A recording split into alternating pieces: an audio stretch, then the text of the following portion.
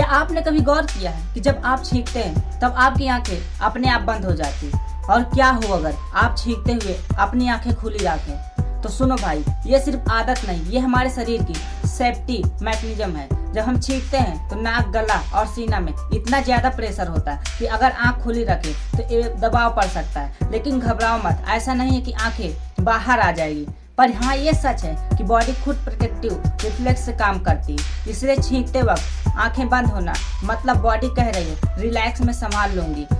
तो अगली बार जब छींक आए तो साइंस को सैल्यूट करना मत भूलना, और साइंस विद नितेश को फॉलो करना, क्योंकि यहाँ हर साइंस के पीछे भी आपको लॉजिक मिलेगा।